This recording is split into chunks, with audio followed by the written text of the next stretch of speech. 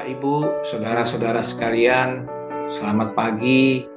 Sampai berjumpa kembali di awal pekan minggu ini, 20 Desember 2021 di hari Senin. Mari kita naikkan syukur kita, memohon pertolongan Tuhan, kita berdoa. Bapa kami yang di surga, kami datang kepadamu di hari ini Tuhan. Di awal pekan minggu ini Tuhan, ketika kami mempersiapkan diri kami nanti untuk merayakan Natal. Pimpin kami Tuhan dengan kuasa Roh Kudus-Mu supaya kami mampu menerjemahkan dan mencerna sabda Tuhan di awal pekan minggu ini. Dalam nama Yesus kami memohon. Amin. Bapak, Ibu, saudara-saudara, di awal pekan minggu ini 20 Desember 2021, firman Tuhan di hari Senin bertajuk berkenan di dalam Dia. Teks bacaan diambil dari Kolose 1 ayat 19, terjemahan baru Lembaga Alkitab menuliskannya demikian. Karena seluruh kepenuhan Allah berkenan diam di dalam Dia. Saya ulangi Kolose 1 ayat 19. Karena seluruh kepenuhan Allah berkenan diam di dalam Dia. Siapakah kita yang pernah melihat Allah secara wujud nyata?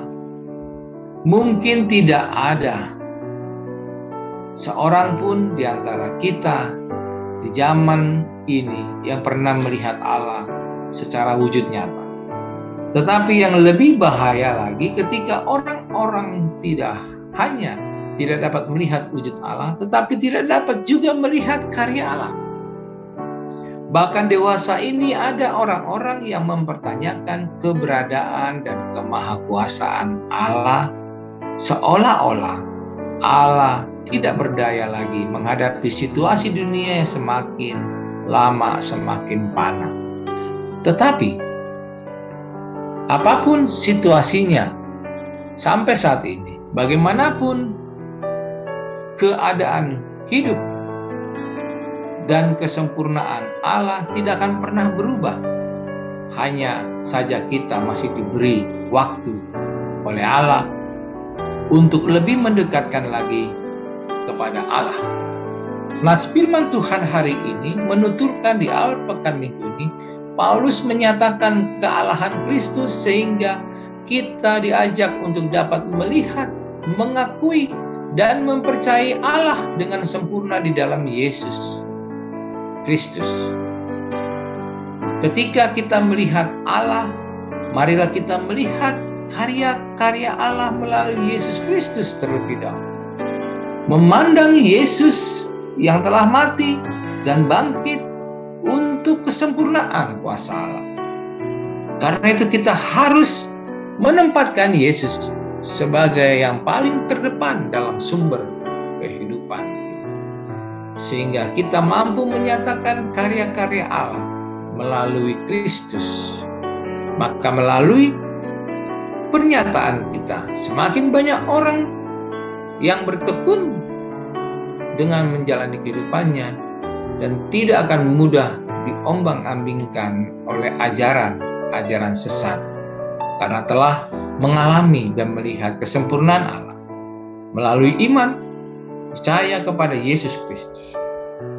Karena itu saudara-saudara, kita harus tetap yakin bahwa kepenuhan Allah ada di dalam diri Yesus Kristus.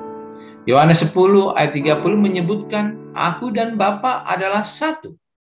Sementara Yohanes 10 ayat 38, di dalam Bapa di dalam aku dan aku di dalam Bapa.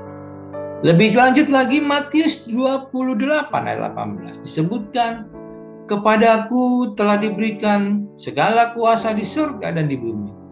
Dan seperti juga yang telah dikatakan Allah pada Yesus pada saat Yesus dibaptis.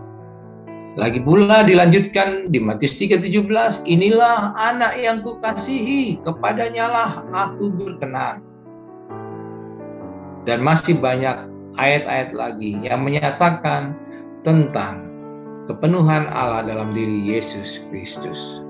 Saudara-saudaraku, ketika kita telah tahu bahwa satu-satunya sumber keselamatannya telah kita peroleh hanya ada di dalam Yesus Kristus. Tak ada satupun yang dapat menggantikan sumber keselamatan itu. Dan tidak ada satupun ajaran di dunia ini yang memberi jaminan keselamatan selain di dalam Yesus Kristus. Sebab itu saudara-saudaraku, di awal pekan minggu ini kita patut bersyukur dan bersuka cita atas keselamatan yang dianugerahkan oleh Allah melalui Yesus Kristus. Dan kiranya iman kita semakin diteguhkan kepada Allah. Selamat bersukaria, salam sehat dan tangguh. Mari kita jalani kehidupan di awal pekan minggu ini. Tuhan memberkati kita. Mari kita berdoa. Kami bersyukur dan berterima kasih Tuhan. Nama-Mu yang kami permuliakan, bahwa kami masih terus percaya bahwa satu-satunya juru selamat hidup kami hanya ada di dalam Yesus Kristus. Bimbing kami Tuhan menjalani hidup kami hari ini. Terpujilah nama-Mu Tuhan. Dalam nama Yesus kami bersyukur. Amin. Selamat pagi.